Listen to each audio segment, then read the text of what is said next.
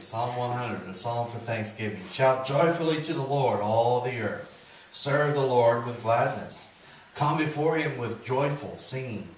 Know that the Lord himself is God. It is he who has made us, and not we ourselves. We are his people, and the sheep of his pasture.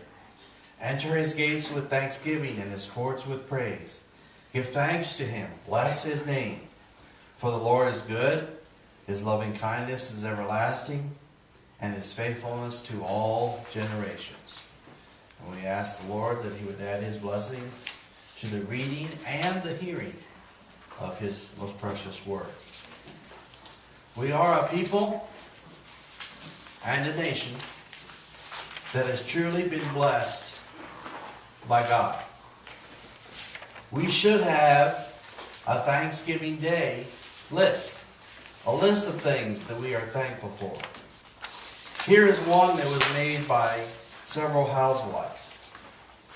We are thankful for automatic dishwashers because they make it possible for us to get out of the kitchen before the family comes back in for their after-dinner snacks. We're thankful for husbands who attack small repair jobs around the house, because they usually mess them up enough to make them big enough to call in the professionals. We're thankful for children who put away things and clean up after themselves because they are such a joy. But you hate to see them go home to their own parents. We're thankful for our teenagers because they give parents an opportunity to learn a whole new language. What's up? We're thankful for smoke alarms because they let you know when the turkey's done. Now, hopefully we won't do that here today. But we do have much to be thankful for. And we have much more to be thankful for. A little higher up on the list should be things such as our health and our friends and the great nation that God allows us to live in.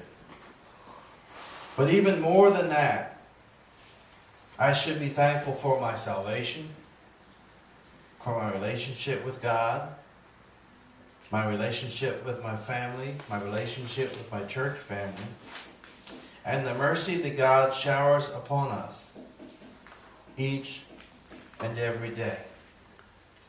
With Jesus, we have much to be thankful for on Thanksgiving.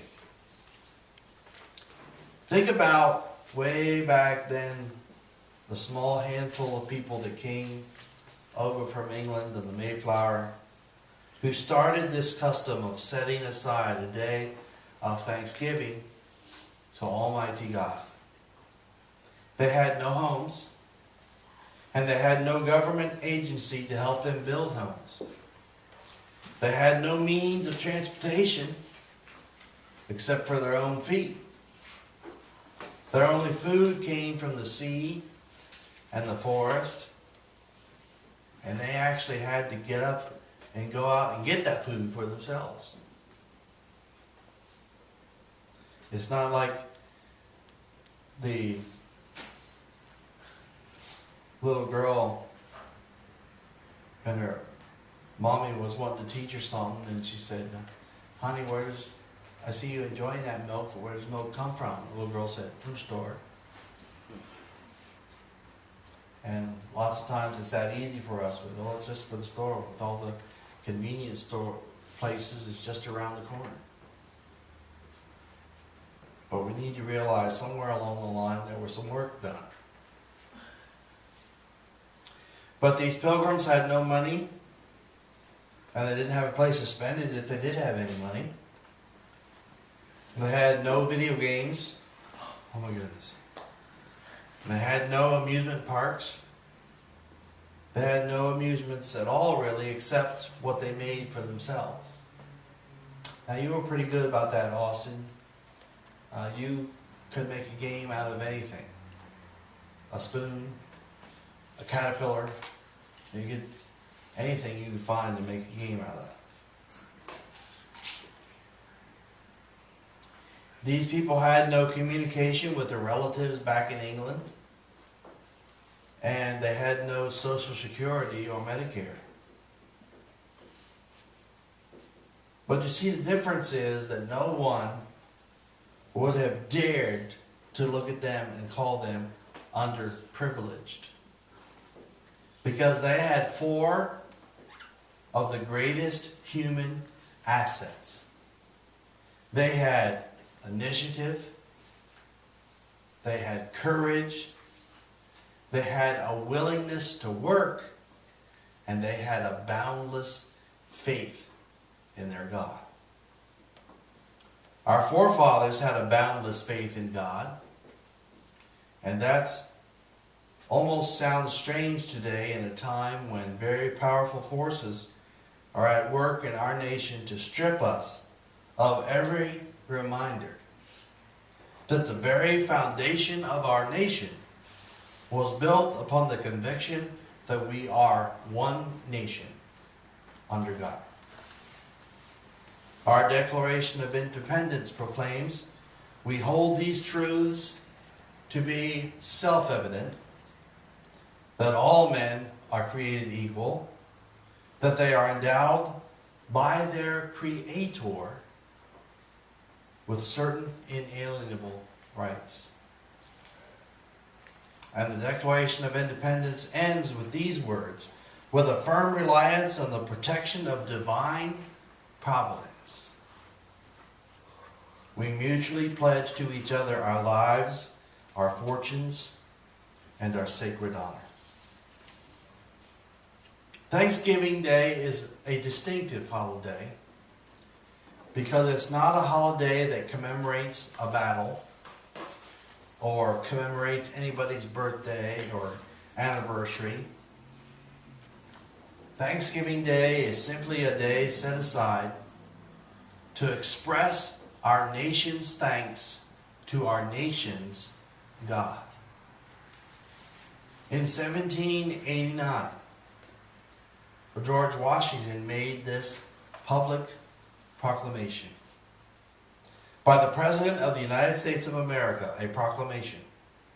Whereas it is the duty of all nations to acknowledge the providence of Almighty God. How arrogant. That would be arrogant today if he said it about our country alone. But here's the president saying that all nations on the earth should do this.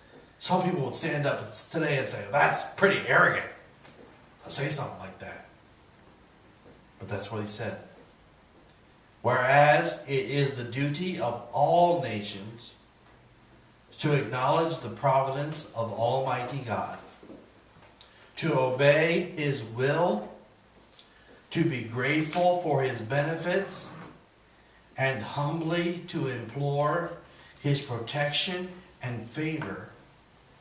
And whereas both houses of Congress have by their joint committee requested me to recommend to the people of the United States a day of public thanksgiving and prayer. Oh, you can't do that. That's a wall of separation of church and state.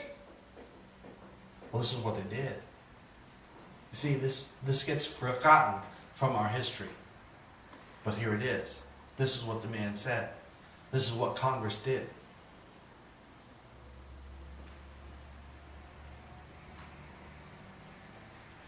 Both houses of Congress to recommend to the people of the United States a day of public thanksgiving and prayer.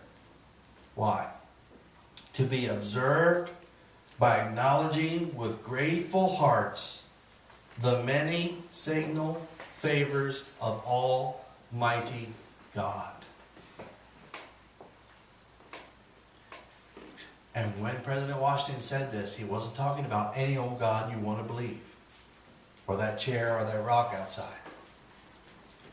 He was talking about the God of the Holy Bible. Now, therefore, I do recommend and assign Thursday, the 26th day of November next, to be to be devoted to the people of these states, to the service of that great and glorious being, who is the beneficent author of all the good that was, that is, or that will be. Wow. Is he talking about the United States of America? Do you hear much like that anymore?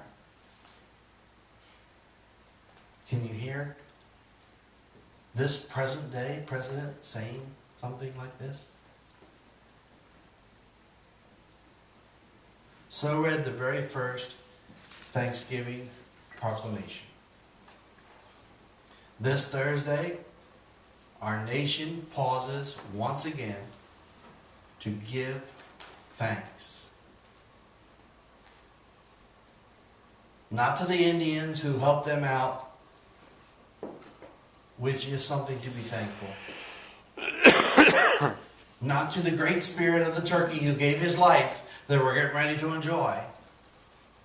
Although we should be thankful for all of God's food that he provides. But to give thanks to Almighty God, to whom this nation was placed in the hands, and those men pledged their lives, their fortunes, their sacred honor. They relied upon divine providence to help them with those things. One would assume that because of the example of our forefathers, and because we today have so much, that we would be an extremely thankful people. But it is often just the opposite. For the more we get, the more we want. And the less thankful we become, the less mindful of God we become. That is why we teach our children to bow their heads, to close their eyes, to fold their hands, and be thankful and pause for a moment. And thank God for the meal that's on the table. It could be a simple meal, beans and soup. Beans and water to make a soup, bean soup. Or it could be a big feast like we want to enjoy today. Or it could be a little grilled cheese sandwich. Regardless, we try to do our best to place that into the hearts of our children and hope that it sticks and that they're always thankful. Does it make the food taste any better? No. That's already been decided by the cook.